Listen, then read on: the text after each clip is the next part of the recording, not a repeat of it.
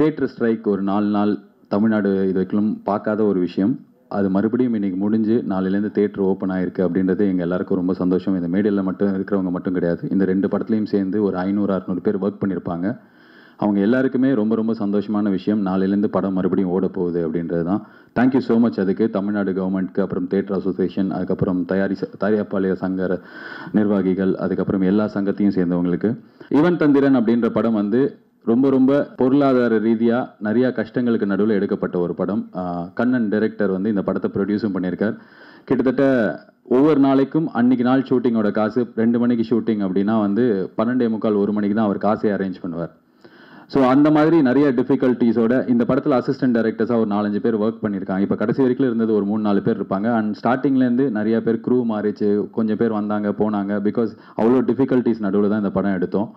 ஒரு லொக்கேஷனை, ஒரு ஆர்டிஸ்ட்டை எவ்வளோ அதிகமாக யூஸ் பண்ணி எவ்வளோ எஃபிஷியண்ட்டாக எடுக்க முடியுமோ அந்த மாதிரி ரொம்ப கஷ்டத்தில் ரொம்ப சின்னதாக எடுக்கப்பட்ட படம். இந்த படத்தை நாங்கள் ஒரு 20 days முன்னாடி பார்த்தோம், ரிலீஸ்க்கு முன்னாடி. நான் பார்த்துட்டு ஓகே நல்லா இருக்கு சார், நல்லா இருக்கு சார், ஓகேவா இருக்குது, எனக்கு பிடிச்சிருக்கு அப்படி இந்த மாதிரி தான் நான் சொன்னேன். ஏன்னா வந்து தப்பாகவே இல்லை, ரொம்ப ரொம்ப நல்லா இருந்தது. ஆனால் எனக்கு அது மாதிரி சொல்ல சார், நம்ம நடிச்சிருக்கோன்றதுனால அப்படி சொல்கிற மாதிரி இருக்கும் அப்படின்னு சொல்லிட்டு நானே இல்லை ஓகேவா இருக்குது அந்த மாதிரி நினச்சிக்கிட்டேன். ஃப்ரெஷ் போது தான் எங்களுக்கு வந்து ரொம்ப பெரிய நம்பிக்கை வந்தது. நீங்கள் தான் நிறைய பேர் பார்த்துட்டு இந்த படம் நிஜமாலே ரொம்ப நல்லா இருக்குது அப்படின்ற கான்ஃபிடன்ஸ் கொடுத்தீங்க. அப்போ ஏதோ ஒரு மாதிரி ஹோப் இருந்தது. 3 days ஆச்சு. இந்த 3 daysலயும் சோஷியல் மீடியாலும் சரி, இந்த படத்துக்கு காலேஜ் பசங்க, ஐடியில் ஒர்க் பண்ணுறவங்க, எனிபடி ஹூஸ் ஃப்ரம் 20 to 35 அவ்வளோ ஆதரவு கொடுத்தாங்க. பட் திடீர்னு வந்து ஞாயிற்றுக்கிழமை ராத்திரி படம் நாளையிலேருந்து தியேட்டரில் இல்லை அப்படின்னும் போது ரொம்ப பெரிய டிசப்பாயின்மெண்ட். நான் ஒரு நடிகர், நான் வந்து ஒரு 4-5 படம் இப்போ நடிச்சிட்டு இருக்கேன். நான் இந்த படம் இல்லைனா இன்னொரு படம் நடிக்க போயிடுவேன். பட் ஆனால் இவர் வந்து கிட்டத்தட்ட 6வது படம் இது. இத்தனை வருஷமாக சினிமாவில் இருக்கார். அண்ட் அவருக்கு இந்த படம் ரொம்ப ரொம்ப முக்கியமான படம் for is livelihood. Not for that man alone. இந்த படத்தில் ஒர்க் பண்ண, இவர் கூட ஒர்க் பண்ண 300 பேருக்கு. அண்ட் டைரக்டர் விஜய் பற்றி சொல்லணும் அப்படின்னா ரொம்ப ரொம்ப டிஃபிகல்ட்டிஸோட இந்த படம் வந்து நாங்கள் கம்மி பட்ஜெட்டில் எடுத்தோம்னா ரொம்ப பெரிய பொருட்செலவில் நிறையா காசை இன்வெஸ்ட் பண்ணி எடுத்த ஒரு படம். செகண்ட் வீக் அவங்க ஃபர்ஸ்ட் வீக்கோட அதிக கலெக்ஷன் எதிர்பார்த்தாங்க. அவர் என்னோட க்ளோஸ் ஃப்ரெண்ட். ஸோ ஒவ்வொரு ராத்திரியும் அவருக்கு எவ்வளோ கஷ்டமாக இருந்தது அப்படின்னு சொல்லிட்டு எனக்கு தெரியும். அது அவ்வளோ ஃபேஸ் பண்ணியிருக்கார். இன்ஃபேக்ட் இந்த நிறைய படத்தில் பார்த்து தான் நம்ம ஆம்பளைங்க அழக்கூடாது அப்படிலாம் சொல்லிட்டு அதெல்லாம் போய் ஆம்பளைலாம் அழலாம், யார் வேணாலும் அழலாம் சோகமாக இருந்தால். ஸோ இந்த மேடையில் இருக்கிற நிறைய பேர் லாஸ்ட் ஒரு வாரம் பயங்கரமாக அழுதுருக்கோம். And Gautham Karthik for him it is an important film. ரங்குன்னு ஒரு படம் ஓடிடுச்சு அவ்வளோதான் அப்படின்ற மாதிரி இல்லாமல் இந்த படம் பேக் டு பேக் ஹிட்டாக இருக்க வேண்டிய படம். ஒரே ஒரு இது கடவுள் புண்ணியத்தில் நாளைக்கு மறுபடியும் வந்து தியேட்டர்லாம் ஓப்பன் ஆகி இந்த வீக்கெண்ட் எங்களுக்கு கிடச்சிருக்கு. அதுக்கு ஒரு நன்றி. நான் எதுக்கு பேசலாமா வேணாமான்னு சொன்னேன்னா, தியேட்டர் இன்னைக்கு திறந்துட்டாங்க, ப்ராப்ளம் முடிஞ்சிருச்சு அவ்வளோதான். இதுக்கப்புறம் ஒரு கமிட்டி போட்டு லோக்கல் டேக்ஸ் வேணுமா வேணாமான்னு டிசைட் பண்ணுவாங்க. இது எல்லாம் பெரியவங்க டிசைட் பண்ண வேண்டியது. நான் சினிமாவுக்கு வந்து ஒரு 4-5 years தான் ஆகுது. நான் ரொம்ப கம்மி படங்கள் தான், 15 படம் கிட்ட தான் நடிச்சிருக்கேன். நான் பார்க்கும்போதே என் கண்ணு முன்னாடி அவ்வளோ பிரச்சனை இருக்குது. இது வந்து நான் பிரச்சனை இருக்குன்னு சொல்லும்போது இங்கே எதுவும் கரெக்டாக நடக்கலாம்லாம் சொல்ல, பட் ஆனால் இங்கே இதுவும் சூப்பராக நடக்கலாம். இங்கே இருக்கிற டேலண்ட்டுக்கு, இங்கே இருக்கிற ஆர்டிஸ்ட்க்கு, இங்கே இருக்கிற கிரியேட்டர்ஸ்க்கு. மொட்டராஜ் ஒரு ப்ரொடியூசர் என்கிட்ட சொன்னார், மொட்டராஜ் இதனை வச்சு ஷூட் பண்ணிட்டு இருக்கும்போது அந்த இடத்துல வந்து ஹேர் ட்ரெஸ்ஸர் இருக்காங்க. எதுக்கு அப்படின்னு சொல்லிட்டு ப்ரொடியூசர் கேட்டால், இல்லை சார் யூனியன் படி ஹேர் ட்ரெஸ்ஸர் ஒருத்தர் இருக்கணுமே அப்படின்னு இருக்காங்க. ஸோ எதுக்கு மொட்டராஜேந்திரன் வச்சு ஷூட் பண்ணும்போது ஹேர் ட்ரெஸ்ஸர்னு அந்த ப்ரொடியூசருக்கு தெரியாது. பட் ரூல்ஸ் படி அவர் காசு தான் கொடுத்து ஆகணும். ஒரு ஹீரோயின் வச்சு படம் எடுக்கும்போது அது பெரிய ஹீரோயினாக இருக்கிற பட்சத்தில் அவங்க கூட இருக்கிற 8 பேருக்கு சம்பளம் கொடுக்கணும். ஒரு நாளைக்கு மினிமம் 50,000 ரூபாய் ஆகும். அவங்க படத்தில் 30 நாள் நடிச்சாங்கன்னா எவ்வளோ காசுன்னு பாருங்கள்.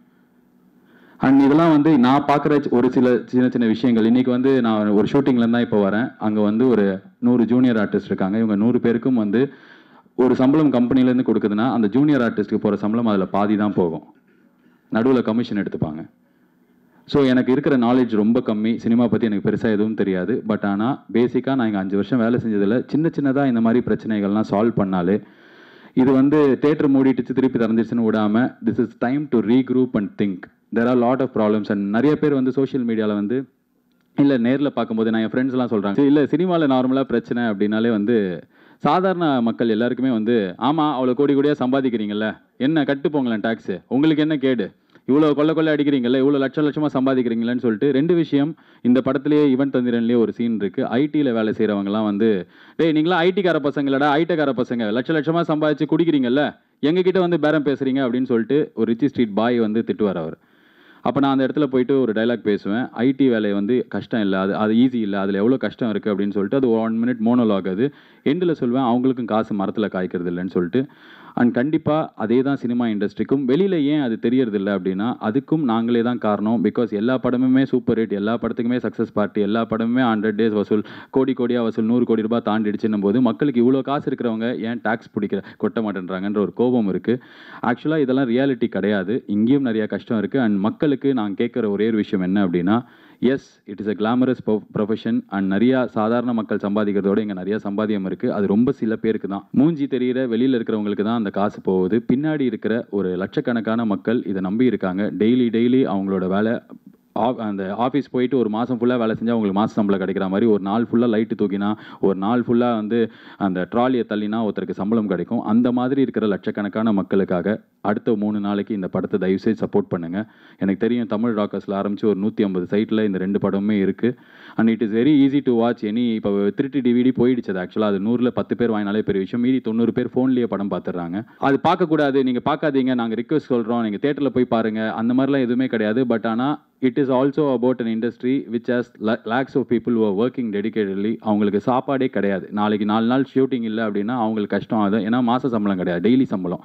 ஸோ இவ்வளோ பேர் இன்வால்வ் ஆகிருக்காங்க. எங்கள் சைட்லேயும் தப்பு இருக்குது. And I request all the பேர், அழகப்பன் சார் மாதிரி தமிழ் சினிமாவில் 50 வருஷமாக 40 வருஷமாக 30 வருஷமாக பெரிய மனிதர்கள் நிறைய நல்ல விஷயம் பண்ணியிருக்காங்க. மறுபடியும் ஒரு வாட்டி எல்லாரும் ரீக்ரூப் ஆகி என்னெல்லாம் பிரச்சனை இருக்கோ அதை அட்ரஸ் பண்ணி, எனக்கு தெரிஞ்சு எல்லா பிரச்சனைக்கும் வள்ளுவர் கோட்டமில் போய் உண்ணாவிரதம் இருக்கிறது சொல்யூஷன் கிடையாது. டெக்னாலஜி டெவலப் ஆச்சுன்னா, நான் ஏற்கனவே சொல்லியிருந்தேன், we have to go along with the technology, we have to grow with the technology. So என்னெல்லாம் சொல்யூஷன் பாசிபிளாக இந்த இண்டஸ்ட்ரியை பெட்டர் ஆக்க முடியும், எல்லாரையும் லாபகரமான மனிதர்களாக ஆக்க முடியும், பார்க்குறவங்களுக்கும் வந்து திட்டிகிட்டே பார்க்காம சந்தோஷமாக படம் பார்க்க வைக்க முடியும் அப்படின்னு பண்ணணும். அது என்னோட ரிக்வெஸ்ட் தாழ்மையாக. அண்ட் மக்களுக்கு ஒரே ஒரு ரிக்வெஸ்ட், தயவு செஞ்சு இந்த படங்களை 3 நாள் தேட்டரில் இருக்குது, போய் பாருங்கள். 3 நாள்ன்றது இந்த வீக்கெண்ட் எங்களுக்கு ரொம்ப பெரிய விஷயம். Please watch the film on theatres. Ivan Thanthiran and Vanamagan. Thank you so much for the opportunity. நன்றி.